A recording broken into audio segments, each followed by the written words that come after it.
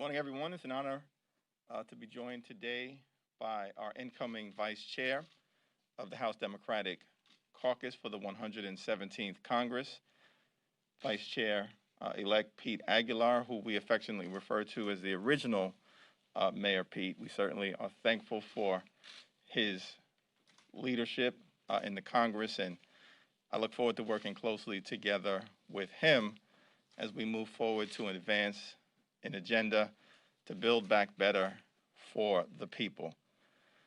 At our caucus meeting today, we discussed two pressing issues that are before us right now: the COVID-19 relief package and making sure that we reach an omnibus spending agreement prior to the conclusion of the year.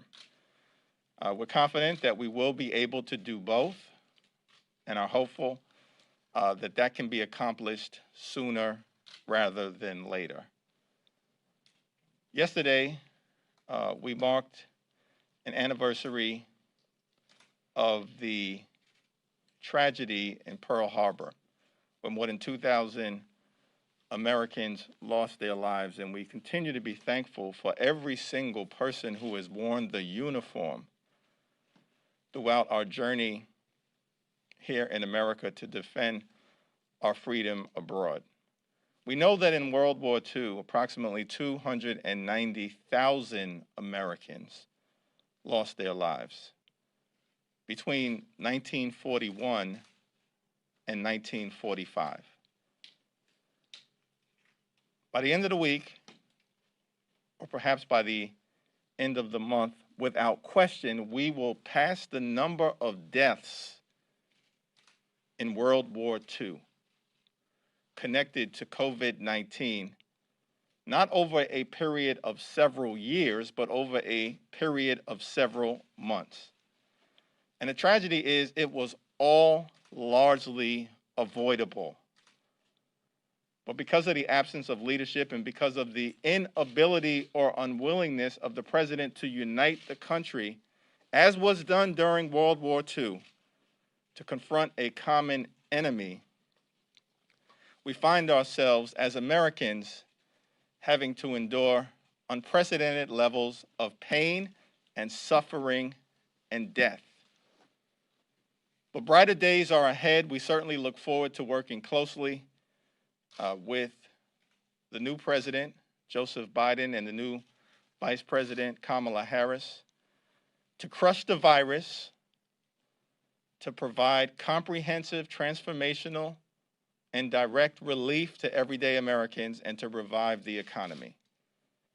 Over the next few days or next few weeks, we need to complete a down payment on that project, and that's what we hope to be able to do in reaching an agreement with the Senate and the administration. But rest assured, to those who are suffering, help is on the way. We're going to start to provide that continuing relief in the next few days or next week or two. We will finish the job with President Joe Biden. Vice Chair-elect Pete Aguilar. Thank you, Mr. Chairman. It's an honor to be here with you, and it's an honor to represent the 117th Congress and our colleagues. Across my community and across all of our communities, people are suffering. We're mourning the loss of loved ones, suffering economically, and our community knows that Congress needs to act. Senate Republicans' inaction for months and months on end has to end. We have to use the bipartisan framework that is out there as a template to move forward. So we encourage Republicans to work with us. We are encouraged by the process so far. We look forward to delivering relief with our caucus for our country and our communities. To do nothing more would be unacceptable. And so we're going to continue to work. We're going to continue to move forward. As an appropriator, I know the importance of funding government and to making sure that we do this right. I would prefer if our bills made it over to the other side. The Senate didn't mark up a single bill or didn't pass a single bill. but we're going to continue to move forward because we cannot have a government shutdown in the middle of a pandemic. We will work together. We will work as a caucus and as a country, and we will ensure that we get the job done. As the chairman said, we're optimistic that we can negotiate and help to get this done together. So thank you, Mr. Chairman. Thank you, Pete. Any questions? Garrett? I've got two. On COVID relief, would your caucus like to see direct payments, checks be part of this down payment that you're being negotiated now? Well, the bipartisan framework that has been discussed in the Senate, along with Congressman Josh Gottheimer, is a foundation for a path forward. Several members of the House Democratic Caucus, as well as several Republican senators, have expressed an interest in ensuring that there are some form of direct payments in this package. The problem, of course, as it has always been, is Senate Majority Leader Mitch McConnell, Dr. No, along with President Trump, who's missing in action while the American people suffer. And so it remains to be seen what will take place. It is important that the framework does include housing assistance for everyday Americans, food insecurity assistance for everyday Americans, as well as a continuation of unemployment insurance benefits for everyday Americans. That is a solid foundation to build upon. We'll see what happens over the next few days. And then a question about Lloyd Austin, General Austin, the president-elect, apparently will be his nominee to be defense secretary.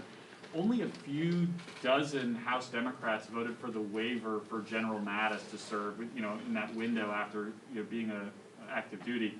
Why should House Democrats now support a waiver for a different general to serve so quickly after leaving the uniform? Well, let's see what happens in the context of the actual nomination, the presentation that is made by President-elect Biden, as well as the nominee for Secretary of Defense, and then the case that they make in terms of the waiver. By all accounts, he's a groundbreaking, trailblazing, four-star general who's dedicated his life to protecting and serving the freedoms that the American people hold dear. He has been disconnected from the military for several years. Let's see what happens moving forward, but it's my expectation that we are going to strongly support his nomination and ensure that it receives both the consideration that it deserves as best we can in the House while that plays out in the Senate, and address the waiver issue appropriately as we move forward. Thank you. The House Freedom Caucus said that they're going to vote no on NDAA today to support Trump. You have 43 Democrats vote against it in July. Are you going to press those members to vote for it this time? Well, that's a question that's best directed at Majority Whip Jim Clyburn, who is charged with counting votes and is doing so, as well as, of course, our leadership team, Speaker Pelosi and Steny Hoyer. I want to commend Chairman Smith for doing a phenomenal job in terms of negotiating the NDAA. Our original bill was one of the most progressive NDAA bill ever put forward by any House in Congress. They've done a tremendous job in negotiating several provisions that are of importance to many of us within the House Democratic Caucus in terms of the conference report.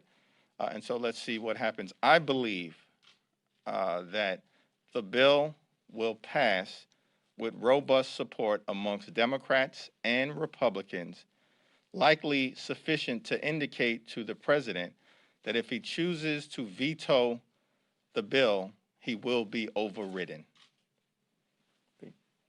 Likely sufficient? I mean, how confident are you that it'll be a veto-proof majority today? Well, that's an open question because I'm not responsible for the vote counting that is taking place. But and so I want to speak for Jim Clyburn. That's never a good idea to speak for Jim Clyburn, but I have every confidence in him and in the whip operation. Pete? It's unfortunately not a surprise that the House Freedom Caucus has indicated that they're going to oppose the Mac Thornberry National Defense Authorization Act. But, you know, we will work with Whip Clyburn, and we'll make sure that it is a robust number of Democrats who support authorizing the National Defense Act that provides pay raises to our men and women in uniform. It's unfortunate if the president and the House Freedom Caucus want to make this more political, but we will make sure that we put up good votes. So we'll continue to have conversations. The chairman and I have had conversations with colleagues about the bill over the last few days, and so we'll continue to do that. It's important. It's a good bipartisan bill. It always has been, and so we need to make sure that we put up the votes. Two quick questions as well. On COVID relief, Leader Hoyer had said, just a few days ago that he'd like to get it done by the end of this week. That, of course, is not happening. In light of where we are this morning, Tuesday morning, what are the outstanding issues? Where are the barriers to an agreement? And of the issues that you mentioned, are any of those red lines for House Democrats? Well, it's my understanding that the work continues to be done around the clock. We've got great confidence in Chairwoman Nita Lowey, who's our lead negotiator on the House side, of course.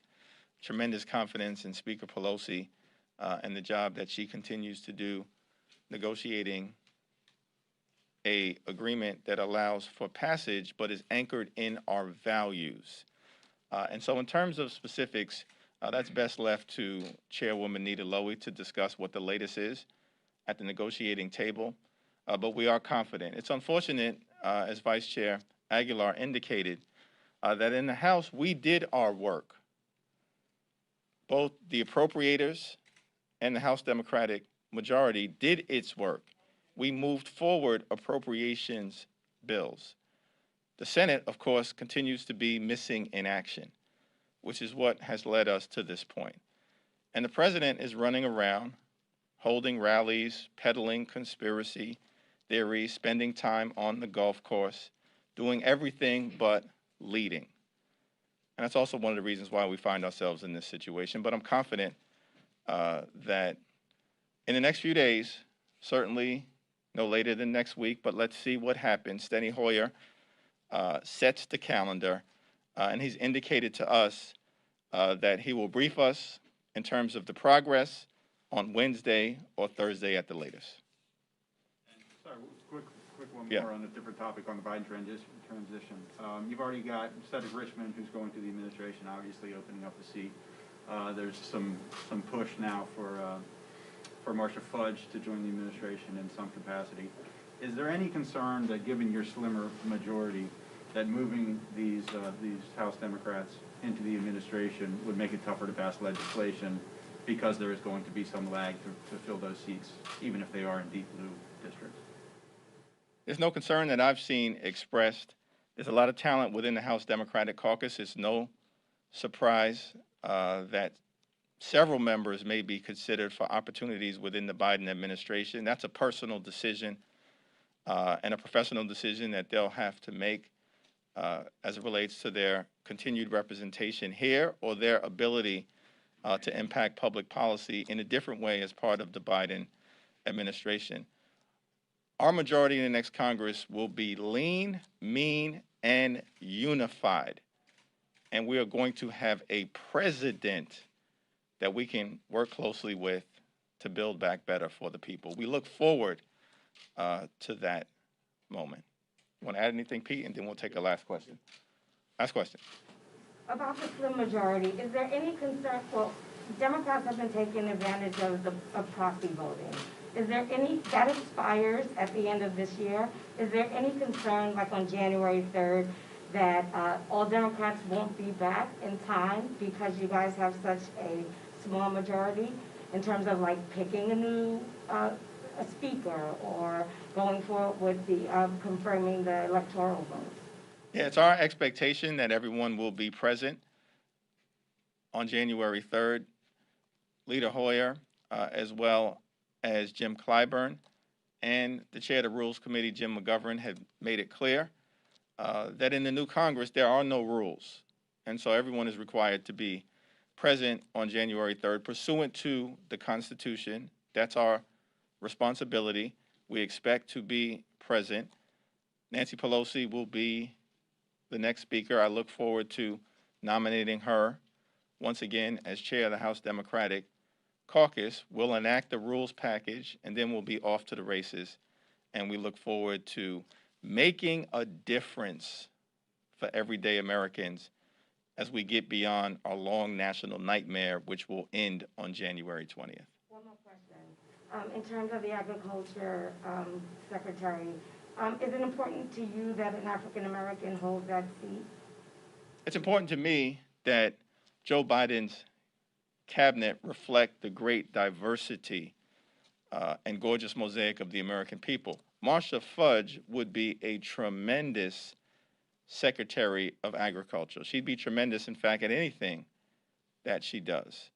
But it remains to be seen what direction the Biden administration will go in, and we all await the decisions that he'll make over the next couple of weeks. In terms of the diversity, one of the things that I think is important, he's done very well so far, but the song that he's writing, the melody that he's putting together, it's not complete, and we can't really fully judge it until he completes his work.